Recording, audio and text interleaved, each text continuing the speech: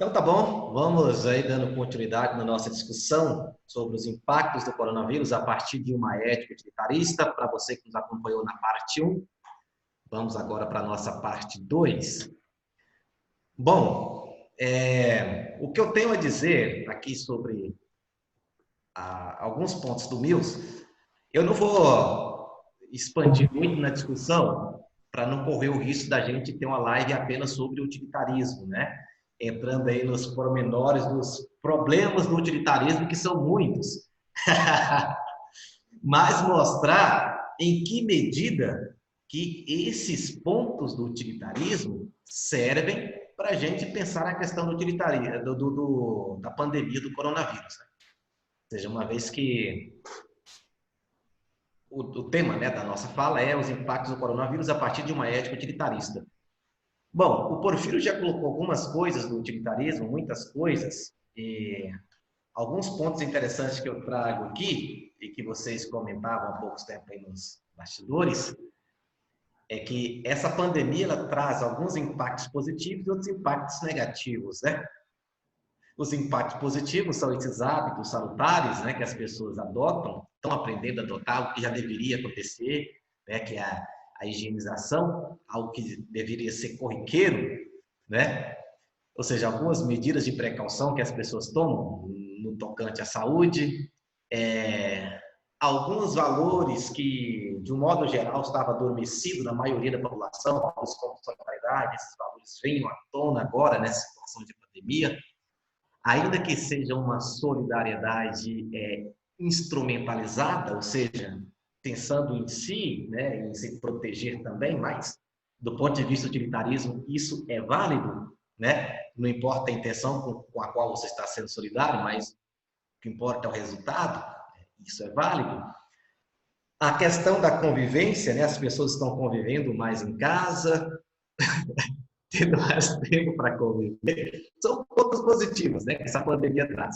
Os pontos negativos são aqueles que a gente já sabe, né, que é o impacto, a doença em si, as pessoas que morrem, as pessoas que perdem entes queridos, as pessoas que não podem sepultar seus entes queridos, o estrago no campo da economia, o emperramento da economia, né, desemprego, enfim, são os pontos negativos que são inúmeros, né? Mas tudo bem. Então, o que nós podemos falar aqui do Mills? Eu destaquei 5 pontos apenas da obra do Mills, uma obrazinha, uma obra curta que ele tem, né? Mas muito ampla em questão de densidade, em questão de conteúdo, que é o que é o utilitarismo. É uma obra que está na internet, disponibilizada na internet, a gente encontra ela. Destaquei 5 pontos dessa obra para a gente conversar aqui. Alguns pontos o Porfírio já falou. Eu vejo que o Mills ele vai tornar o utilitarismo um pouco mais humanizado, né, do que o utilitarismo do Bentham. Alguns estudiosos do utilitarismo vão dizer que o Bentham, o utilitarismo dele foi um pouco mais problemático, principalmente por aquela questão do nazismo, né? Algumas pessoas conseguiram ali fazer um link entre o utilitarismo do Bentham e o nazismo. Uma vez que o nazismo visa o quê? Pelo bem de uma raça mais pura, então vamos eliminar as outras, né? Para ter uma supremacia racial, né? Outra coisa também que alguns comentadores pontuam do utilitarismo do Bentham é que ele justificaria aquelas práticas lá do Império Romano de jogar os cristãos, um número de cristãos aos leões, que isso bancaria ali uma diversão para a maioria de pessoas. Então, para gerar felicidade a uma maioria, então pode justificar então que uma minoria vá para a cova dos leões, vai ser comido pelos leões, né? Mas aí, filho, você está sem som. Você falou, você está sem som. Assim, é o consequencialismo, né? Quando você pega o consequencialismo levado ao extremo, né? Você coloca que a interpretação é o prazer, né? Mas esse prazer para quem? De que modo? O Bentham não definiu isso, ficou problemático. Sim, sim, Era sim. só esse Então, comentário. aí o Mills, eu vejo que o Mills ele vai dar alguns elementos para melhorar essa interpretação. Ele vai dizer, não é qualquer tipo de prazer, não é qualquer tipo de felicidade. Existe quantidade e qualidade de felicidade. Olha só, para não me perder na fala, vou criar meus pontos que eu elenquei aqui. O primeiro ponto que eu elenquei é aquela ideia de que a felicidade é a única coisa desejada e desejável. Isso está lá no Aristóteles, né? A felicidade é o fim último que todo mundo busca. Tudo que uma pessoa faz é visando um fim maior, um bem maior, que é a felicidade. Isso, o Mills retoma essa ideia. A felicidade é o bem maior. E o que é felicidade para o Mills? E para o utilitarismo de modo geral, né? Presença do prazer, né? Significa o bem-estar e ausência da dor. Eu vou ler um trechinho aqui da obra do Mills, é um trechinho curto e fácil de ser entendido. Dizer, a felicidade é o critério para saber se a ação é certa ou errada. As ações estão certas na medida que promovem a felicidade. Inversamente, as ações estão erradas na medida que promovem o reverso da felicidade, que é a infelicidade. Aí ele pergunta, o que é a felicidade? Ele responde, entende-se por felicidade o prazer e a ausência de dor, e por infelicidade a dor e a privação do prazer. Então, entende? Por isso, uma ação é boa quando ela promove a felicidade. E o que é felicidade? Felicidade tem a ver com prazer e ausência de dor. E a infelicidade é o contrário, né? É a presença do sofrimento, da dor e a privação do prazer. Ótimo. Como eu disse, não é qualquer tipo de felicidade. Não é qualquer tipo de felicidade, não é qualquer tipo de prazer. O Mills vai fazer ali uma hierarquia de prazeres, né? Que geram felicidade. Alguns prazeres geram mais felicidade do que outros. Alguns prazeres são mais dignos do que outros. Outro ponto que eu percebo aqui, que vai ficar muito claro no Mills, em relação ao Bentham, apesar de que você disse aí do Bentham, é a questão da imparcialidade. O Mills vai seguir a regra de ouro, que é não fazer com o outro aquilo que você não quer que seja feito consigo. É a preocupação com o coletivo. Por exemplo, se um determinado homem está preso num apartamento, né? Está preso em um prédio que está pegando fogo, está ele e seu filho. Ele pode salvar o seu filho e do outro lado mais 3 pessoas. A quem ele vai proporcionar mais felicidade? Salvando 3 pessoas ou salvando o seu filho? Salvando 3 pessoas. É a ideia de imparcialidade. Ou seja, eu proporciono a felicidade não é pensando apenas em mim, pensando no coletivo. A minha ação tem que ser imparcial, algo que você destacou muito bem na sua fala. Outro ponto que eu destaco aqui do Mills é a qualidade da felicidade. A qualidade é a quantidade de felicidade. Então, nesse sentido, no Mills, podemos dizer que existem pessoas mais felizes do que outras pessoas. Sim, o Mills vai dizer que é melhor ser um ser humano insatisfeito do que ser um pouco satisfeito. É melhor ser um Sócrates insatisfeito do que ser um tolo satisfeito. Um Sócrates da vida, ele é mais feliz do que o tolo, porque ele usufrui de prazeres mais dignos. O tolo é aquela pessoa que vive apenas dos prazeres imediatos. Eles são mais fáceis de ser alcançados, têm um preço maior para mantê-los e duram menos. São os prazeres ligados ao corpo, os prazeres corporais, os prazeres mais imediatos. Os prazeres considerados mais dignos, mais elevados, os prazeres infinitivos, são os prazeres do sentimento, os prazeres dos valores, né? Por exemplo, sexualidade, por exemplo, a pessoa que é solidária, ela exerce, ela experimenta um prazer mais elevado do que aquela pessoa que é egoísta e que vive apenas no seu mundo, usufruindo apenas dos prazeres mais imediatos. Tudo que ele faz é para garantir o seu bem-estar da pessoa. A pessoa que pensa no coletivo e age de forma solidária, ela está tendo um tipo de prazer mais elevado. Né? Portanto, é uma pessoa mais feliz. ainda que ela seja menos satisfeita nos prazeres imediatos. É por isso que vai dizer, melhor ser um só para estar satisfeito, que é um homem que vive, né, da razão. É o que Sócrates fazia, né, andava pelas ruas, ensinando as pessoas, né, a conversar, ensinando as pessoas a conhecer o bem, né, distinguir o bem do mal, o certo do errado, né, ensinar as pessoas como agir corretamente, a vida despendida, ou seja, era uma pessoa feliz, né, na linguagem utilitarista do Milton. E esses prazeres mais elevados, eles são mais duradouros. Se eles são mais duradouros, eles são mais intensos. Logo, eles proporcionam uma quantidade maior de felicidade. Olha, aqui no mínimo, a quantidade de felicidade está ligada à qualidade de felicidade.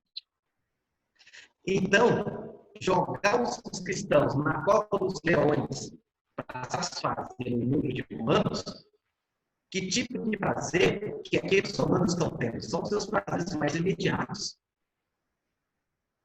Pessoas que se divertem, vendo a outra sendo comida por leões, que tipo de prazer que ela está tendo? Não são os prazeres elevados, não são os prazeres impletivos, são os prazeres mais imediatos, os prazeres mais animalescos. Não é esse tipo de felicidade que tem que ser proporcionado, né? Você tem que ser proporcionado o maior, a felicidade tem que ser proporcionada no maior grau, não só em questão de quantidade, mas em questão de qualidade, uma felicidade mais qualitativa. Portanto, jogar cristãos nas covas dos leões, né, para satisfazer ali uma plateia, não está garantindo aquela plateia a satisfação dos seus prazeres mais elevados, dos prazeres mais dignos, mas dos prazeres mais baixos, dos prazeres mais imediatos. Logo, não seria adequado do ponto de vista do utilitarismo do Mills. Olha só que interessante, né? Essa contribuição do Mills em relação ao Weber. Não quer dizer com isso que o Mills nega os prazeres corpóreos, mas o que mostra que os prazeres corpóreos, os prazeres mais elevados, né? São prazeres intelectivos, do sentimento, né? Os prazeres da imaginação, o sentimento moral, esses prazeres são mais elevados. Os prazeres corpóreos que existem. Mas a felicidade, se obtém desses prazeres, ela dura menos, né? Ou seja, ela é mais passageira, apesar de ser mais intensa. Ou seja, a pessoa que faz o uso de um determinado tipo de droga pode ter, naquele momento, prazer mais intenso do que o prazer que seja durado tempo. Mas aquele prazer vai durar menos. Né? Ele tem uma durabilidade menor. Outro ponto que eu incluo, que é o que o Porfírio já trouxe, né, que o Mills também retoma, que é a questão do consequencialismo, né? Ou seja, uma ação ela é boa a partir dos seus resultados. Isso aqui, muita gente, quando fala do utilitarismo de um modo geral, pega só esse ponto aqui, do consequencialismo. E ainda usa de forma equivocada aquela máxima que se atribui a Maquiavel, que ele não escreveu, que os fins justificam os meios. Né? Pega essa questão do consequencialismo e fala, tá vendo? O que importa, então, são os resultados, então os fins justificam os meios. Vale-se tudo para ter o resultado. E não é bem assim. Ou seja, o Mills coloca critérios, né? Esse critério qualitativo, ele vai dosar aí essa busca da felicidade, essa busca dos prazeres. E que é muito interessante para a gente pensar a questão social, a questão que nós estamos vivendo agora. Como exercer a minha cidadania em termos de frente à pandemia, né? Ou seja, o ficar em casa, manter o isolamento, ainda que isso vai me causar uma dor, eu estou proporcionando uma felicidade mais qualitativa para o maior número de pessoas. Né? Bom, então, se uma ação gera malefícios, ela é ruim, ainda que a intenção seja boa. É uma diferença do Kant, como o Porfírio colocou.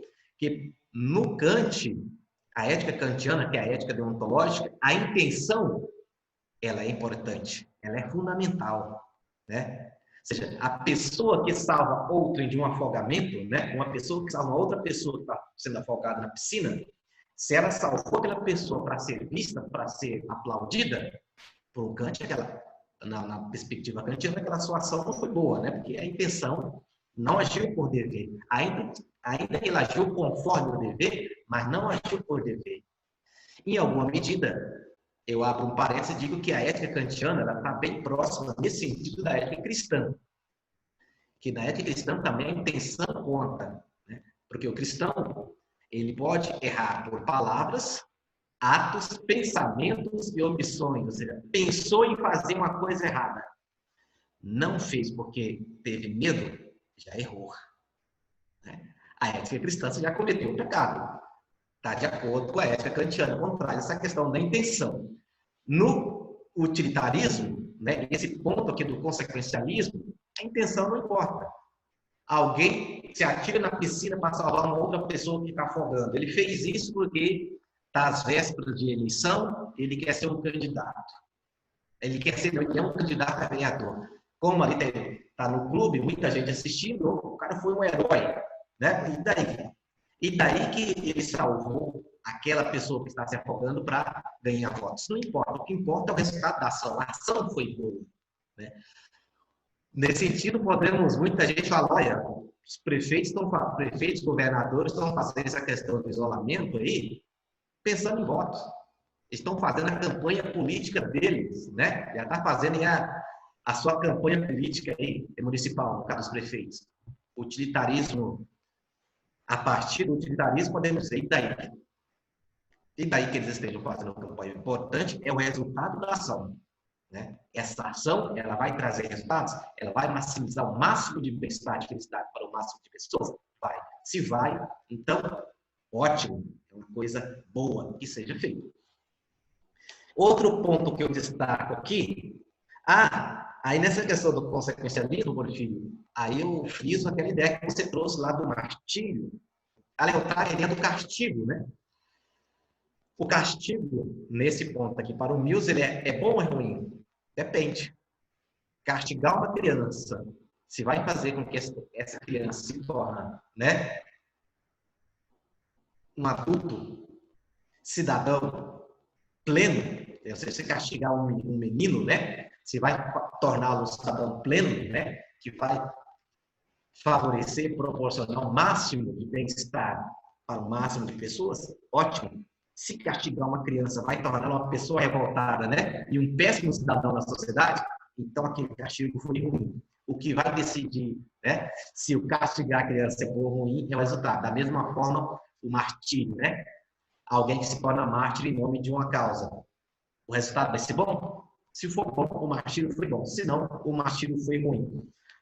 Aí, outro ponto que eu destaco do Mills aqui, já para finalizar essa minha fala do Mills, a respeito do Mills, propriamente dito, é o lance da educação.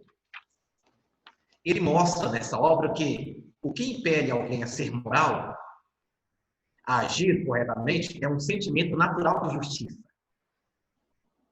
E a educação faz com que esse sentimento natural de justiça seja estendido para a humanidade. Então, a educação ela tem essa finalidade de fazer com que esse senso natural de justiça seja expandido para a sociedade. E aqui me lembro ali da finalidade da educação lá na LDB. A LDB coloca que a educação tem como finalidade, uma das finalidades da educação é garantir o desenvolvimento pleno do educando. Prepará-lo para o exercício da cidadania e só depois que vai colocá-lo preparar para o ingresso no mercado de trabalho. Né? E percebemos que no mundo, na cultura já capitalista, a educação, em grande medida, acaba focando apenas nessa finalidade, que é o preparo para o ingresso no mercado de trabalho, uma vez que, antes disso, uma finalidade primordial da educação é preparar, garantir o desenvolvimento pleno do educando. E ao falar desse desenvolvimento pleno, estamos falando também da formação moral do educando, né? Levá-lo a desenvolver ali senso de justiça, né? Esses valores morais são fundamentais para a vida em sociedade. Né? E dessa forma, somente dessa forma que ele pode exercer a sua cidadania, né? De forma plena. E não tem como ter exercício da cidadania sem valores como solidariedade, né? O pensar no outro, o pensar no coletivo, né? Que pessoas entendem que o cidadão é apenas aquele que usufrui o que goza dos seus direitos. Também é isso. Mas também está ligado ao exercício dos deveres, né? Pensar no coletivo. Então, posto isso, Porfírio e Everaldo, aí eu lanço algumas questões, eu já posso falar, já em seguida passo a fala para vocês, em que medida que podemos pensar o coronavírus, a pandemia do coronavírus, a partir do utilitarismo. Aí, nesse sentido, podemos dizer, existem, principalmente se tratando do Brasil, ações que estão de acordo com o utilitarismo e existem ações que estão contrárias ao utilitarismo. Primeiro, eu vou falar dessas ações que estão de acordo com o utilitarismo. Bom, as ações que estão de acordo com o utilitarismo, nós podemos destacar a solidariedade das pessoas, de muitas pessoas nessa pandemia, de diversas formas. Pessoas estão sendo solidárias de diversas formas, né? Desde aquela pessoa que se prontifica aí no supermercado fazer a compra do idoso que não pode sair de casa, né? Aquela pessoa que faz cesta básica para ajudar os outros que estão precisando, as empresas que, em alguma medida, estão contribuindo, né, para ajudar aqueles que estão em situação de necessidade. Enfim, as ações solidárias das pessoas estão de acordo com a ética utilitarista? Sim, destaco esse ponto. Outro ponto que eu destaco, né, que está de acordo com o utilitarismo, em especial o utilitarismo no NILS, é o trabalho hercúleo, ou seja, esse trabalho heróico dos profissionais da saúde, médicos, enfermeiras, que abrem mão de estar com as suas famílias, que muitos deles não estão vendo os seus familiares, tem muitas enfermeiras e médicos que, devido ao seu trabalho, devido a eles estarem muito tempo na linha de frente, eles não podem ir para casa, né? Sai do seu trabalho, vai para uma sala de isolamento, tem pessoas que estão mais de 2 semanas sem ver os filhos, sem ver esposa ou esposo, ou seja, está abrindo mão ali de um prazer pessoal, né? Em nome de um bem-estar coletivo. E veja que esse bem-estar que está proporcionando não é um prazer corpóreo, né? Não é um prazer imediato, mas está proporcionando os prazeres mais elevados, que é o bem maior das pessoas, que é a saúde, que é a vida. Então, eles estão abrindo mão de um bem-estar pessoal, individual, para pensar, para garantir o bem-estar maior, né? Que é a saúde e a vida das pessoas. Podemos destacar também o próprio isolamento social em si, esse isolamento que é promovido pelas autoridades, né? Tanto as autoridades do campo da saúde, quanto as autoridades políticas que estão engajadas nisso, garantir esse isolamento social, que esse isolamento, ainda que provoque dor, né? Mas, por outro lado, ele provoca uma quantidade maior de felicidade, ou seja, aqui entra a questão do cálculo, né? Existe dor do isolamento? Existe. E o bom dessa pandemia é que as nossas dores estão conectadas, né? As nossas dores estão conectadas. Então, existem dores nesse isolamento, só que essa dor ela vai proporcionar um máximo, né, de bem-estar, de felicidade para o máximo, para o maior número de pessoas, que é a garantia da saúde, né, e também da vida dessas pessoas. Outro ponto que eu destaco é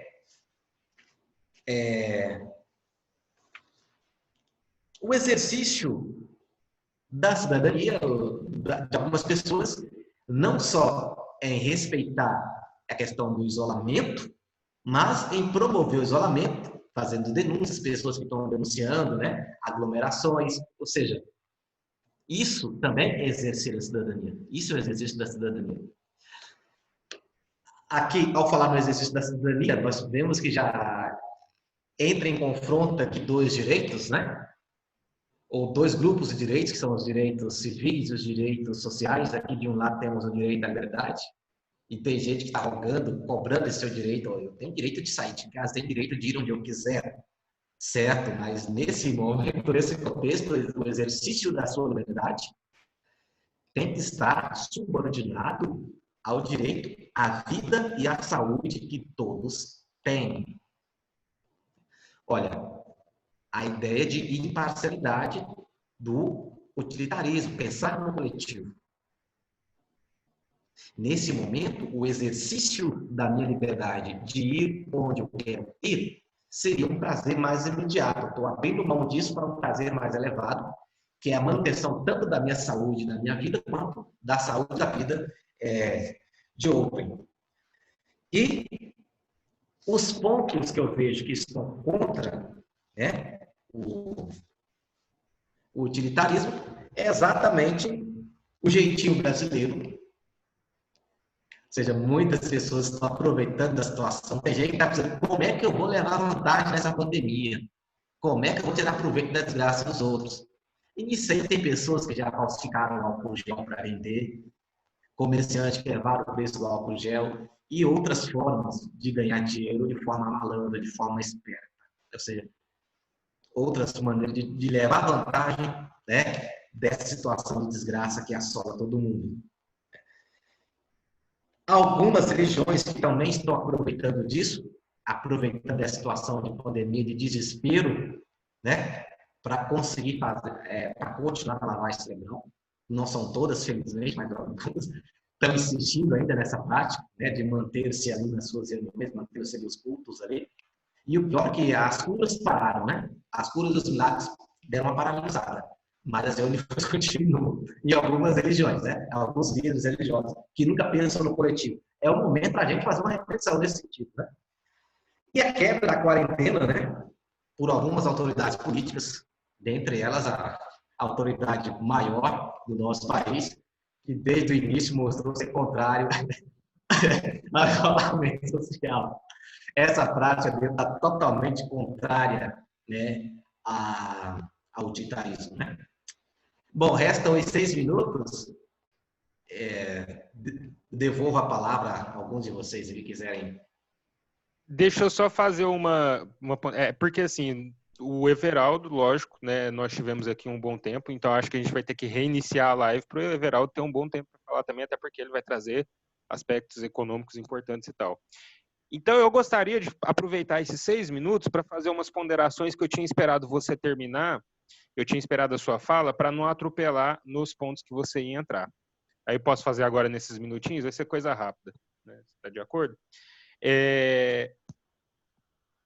O primeiro ponto, João, assim, ficou excelente a sua fala, justamente que aí você trouxe o caráter, os equívocos, né, que ficaram do utilitarismo que o Mildes faz.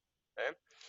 E se a gente for pensar no nosso contexto político atual, em que você tem, por exemplo, governadores e prefeitos e a autoridade maior da saúde dentro do país, que é o Ministério da Saúde, dando orientação em um sentido, e você tem aí o presidente da República, né, atropelando isso, né? Você tem uma divergência aqui de como é que fala? De posições, né? Você vê um caráter, a gente percebe, né, claramente em quem defende esse tipo de medida, ou o isolamento vertical, ou não fazer nada, né, na Inglaterra, no começo, eles adotaram uma postura que eles chamaram de imunização radical, né, de deixar as pessoas pegarem o vírus para elas poderem ficarem imunes ao vírus. Aqui a gente vê claramente posturas anti-utilitárias, né, porque no final das contas, você pode até ter a boa intenção, não estou julgando aí a intenção de quem está por trás disso, porque tem gente que está falando realmente, não, mas e o autônomo e a questão da economia, tá. A gente está julgando as consequências das ações porque a gente está falando de utilitarismo. As consequências podem ser desastrosas, como estão sendo em outros lugares, como nos Estados Unidos, por exemplo, que ficou um bom tempo sem fazer nada, né? Você já está tendo um sistema ali que está entrando em situação de caos. Em Nova York, por exemplo, corpos sendo enterrados em valas comuns. Né? O Equador, algumas cidades estavam vivendo esse problema. Corpos sendo abandonados nas ruas, de pessoas morrendo. E aí não são somente as pessoas que morrem de Covid-19, né? Mas as pessoas que morrem de outras doenças. O que foi, Everaldo? Guayaquil. O nome da cidade no Equador, né? Isso, Guayaquil, né? Guayaquil. Isso. E na Itália chegou ao ponto máximo, extremo, de terem que utilizar né, terem que se valer de uma ética utilitarista dentro do sistema colapsado de saúde na Itália. Por quê? Chegou a um ponto que você não tinha mais leito para todo mundo, você não tinha respirador, leito em UTI, você não tinha, né, e as pessoas estavam cada vez mais adoecendo. Aí juntam, né, uma população muito idosa na Itália, né, junto aquelas pessoas adoecendo de Covid-19, as pessoas que adoecem mesmo todos os dias, ou que já estavam doentes, e aí, né, tem as pessoas que estão fazendo tratamento contra o câncer, tem as pessoas que sofrem acidentes domésticos, tem, enfim, né? As coisas não param, as pessoas não param de infartar, por exemplo, de sofrer acidentes domésticos, isso continua acontecendo.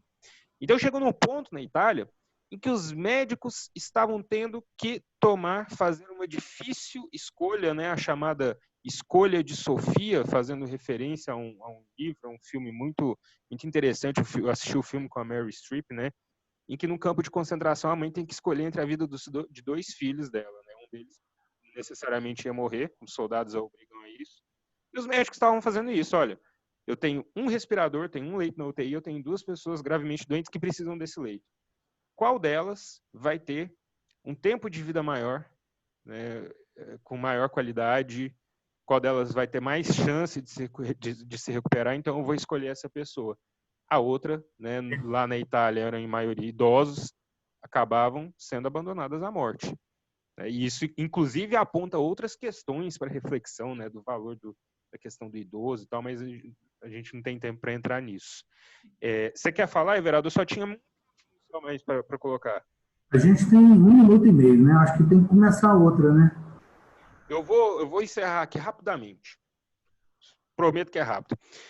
Presidente Jair Bolsonaro se coloca nessa posição aí, né, de enquanto conservador, liberal, essas medidas, né, tá havendo ataque de seguidores do Bolsonaro contra o ministro da Saúde, contra esses governadores, já estão sendo chamados de comunistas, né, esse pessoal aí todo, né, mas vale lembrar que a postura, por isso que eu coloquei lá no começo da minha fala, quando eu estava falando do Bentham, os utilitaristas são liberais, a gente está falando de uma tradição liberal do pensamento, né? Então, pensar no bem comum aqui, né, pensar nessa ação utilitária para a maior parte das pessoas, está acompanhando um pensamento liberal.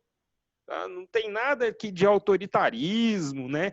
A gente está cedendo um pouco da nossa liberdade em nome, né, de poder resolver a situação da melhor maneira possível. Tá?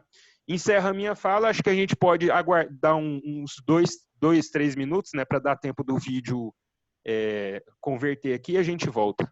Beleza? Eu vou encerrar aqui a reunião, voltamos no mesmo link.